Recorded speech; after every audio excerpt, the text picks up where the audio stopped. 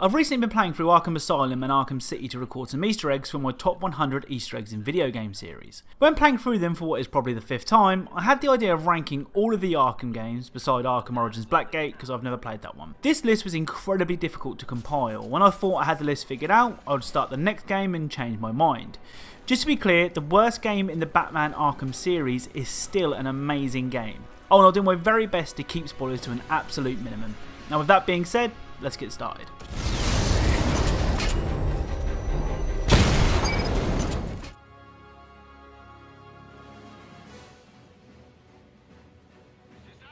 Arkham Origins gets a lot of hate. People point towards the fact that it wasn't developed by Rocksteady, but Warner Bros. Montreal instead.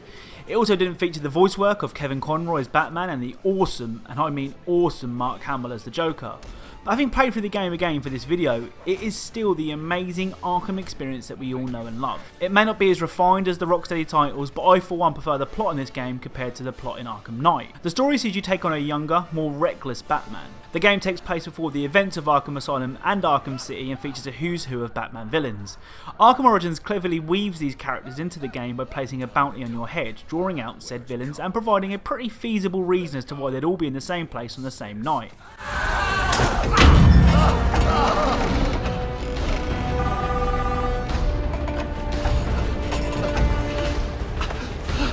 Please, stop! Stop! I'll talk. I'll tell you anything you want to know, please! Too late. I already have what I need. No!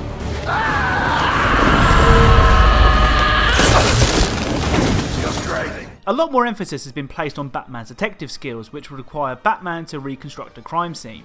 I love these sections and personally felt that there wasn't enough of them in the game. Of course, the combat is the excellent combat you'd have been used to in the first two games. I don't think a combat mechanic has ever encapsulated a character more than the free flow combat in the Arkham games. In some games, I'll actively avoid fights because the combat is weak. The complete opposite is true of the Arkham series, as I actively seek out the bad guys.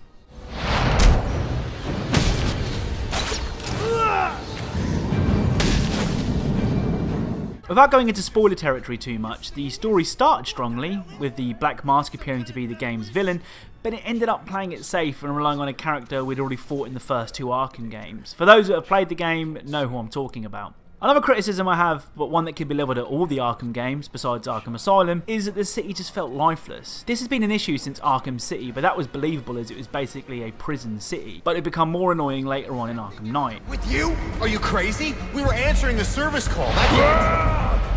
Screw this. I quit. Ultimately, it felt as though Warner Bros. Montreal were held back here.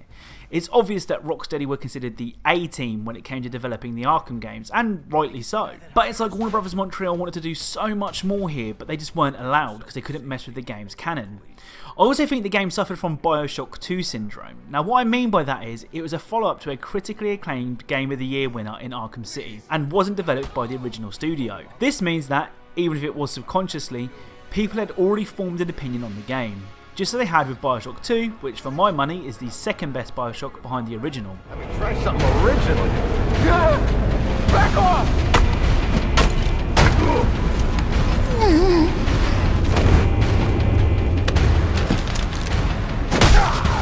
Interestingly though, the servers are supposedly turned off for multiplayer. They were supposedly turned off back in 2016. But playing the game on Xbox One, thanks to backwards compatibility, I was able to get into multiplayer matches. The multiplayer is nothing special, don't get me wrong, but it's worth trying at least once to see what you think. Again, even though this game is bottom of my list, it's the game I'm going to play again when this video is completed.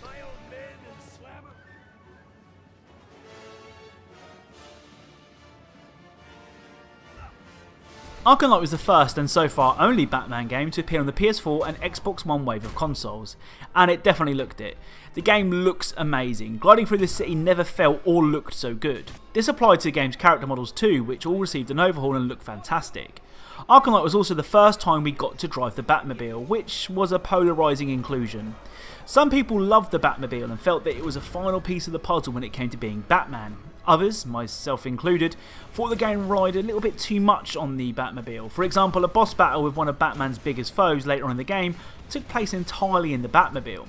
It's almost like Rocksteady wanted to squeeze the Batmobile into every part of the game possible. Despite this, tearing through Gotham with parts of the city crumbling away as you chase down a target was thrilling.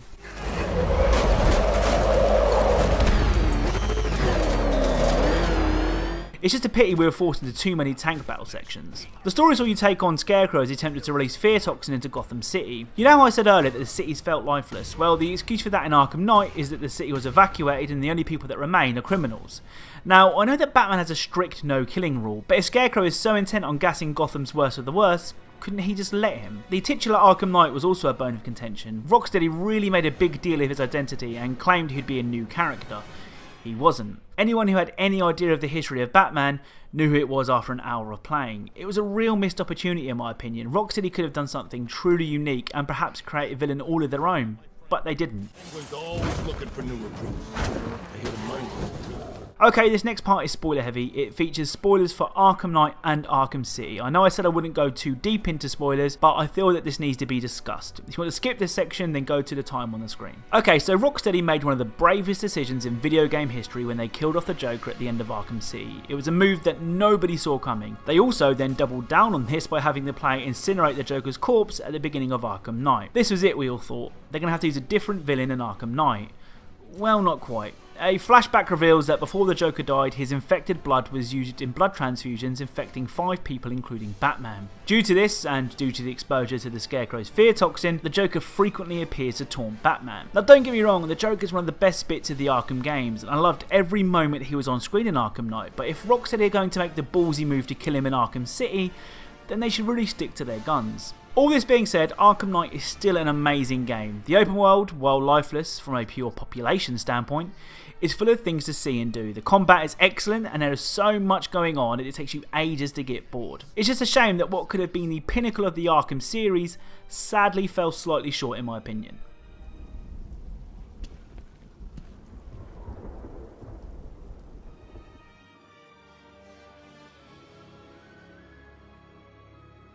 So this was the toughest decision for me.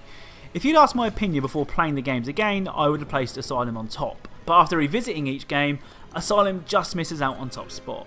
I remember when Arkham Asylum was released all the way back in 2009, I hadn't paid any attention to it and assumed it would be another poorly developed licensed product. How wrong could I be? When I saw all the reviews coming in, sharing the games with 9s and 10s, I couldn't believe it. And after playing the game for the first time, I could see why everyone was going crazy for Arkham Asylum. I was Batman.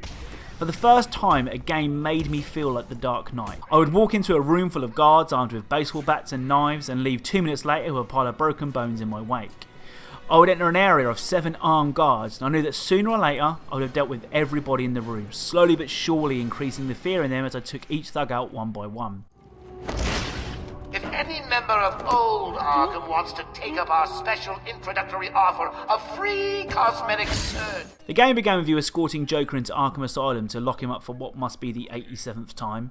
After an awesome introduction which sees you oversee the wheeling of the Joker into the facility, he breaks out and takes control of Arkham Asylum. It's up to you to figure out what the Joker's plans are and take back the asylum.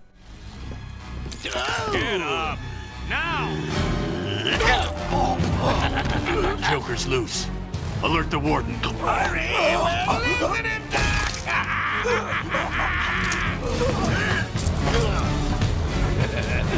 The joke's on you.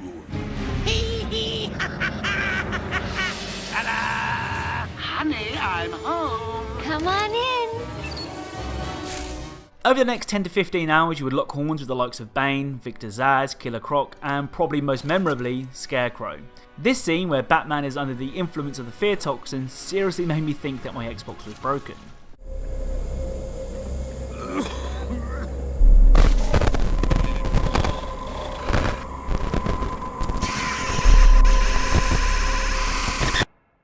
The asylum itself was a sprawling maze of dilapidated corridors and tons of areas inaccessible until you had the right gadgets. You could then backtrack to visit these areas to find Riddler trophies or, my favourite, interview tapes of Arkham inmates. These are sort of like audio diaries in Bioshock and provided some really cool and often creepy backsight into the villains you were fighting. For example, take a listen to Victor Zsasz's interview tapes.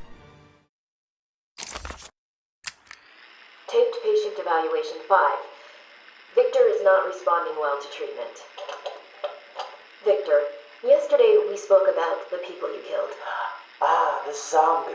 They are all people, Victor. They are zombies. Continuously shuffling through the daily grind, waiting for someone to liberate them. You mean kill them? The police report states that you've murdered, or liberated if you like, 20 young women in the last 3 months. Each had her throat slit and was left posed. They were all lucky to be chosen to receive my gift. I doubt they would agree with you. Really? How about you, Miss Cassidy? As you take the elevator to your apartment each night, open the 6 locks to apartment 433.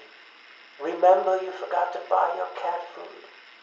Again. How do you know where As you sit down on your favorite red chair, cat on lap, just waiting for something to happen. I can make it happen, Sarah. I am your salvation.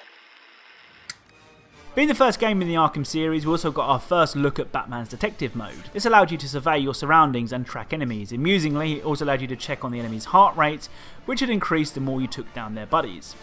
It's a testament as to how good this game is that I've completed it 5 times now of its various versions. It's a masterpiece in game design, and I think everybody should play it. Joker was right. I found someone!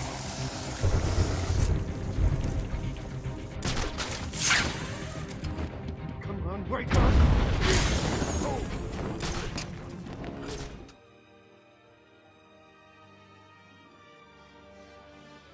So Arkham City, rather unsurprisingly, takes top spot. It expands on everything that Arkham Asylum did and then makes it better. The story sees you enter Arkham City, a maximum security walled off section of Gotham, which houses the city's most dangerous criminals. Hugo Strange is the villain this time and aims to initiate Protocol 10. It is up to you as Batman to find out what Protocol 10 is and to stop Strange. The plot is full of twists and turns and a pretty cool curveball ending which I'd hate to ruin, so I'll leave the plot details here. It also had a pretty unique opening with you taking control of Bruce Wayne as he's chucked into Arkham City. As I said, City refined everything that Arkham Asylum did, with more gadgets, more varied locations, more villains and more side quests.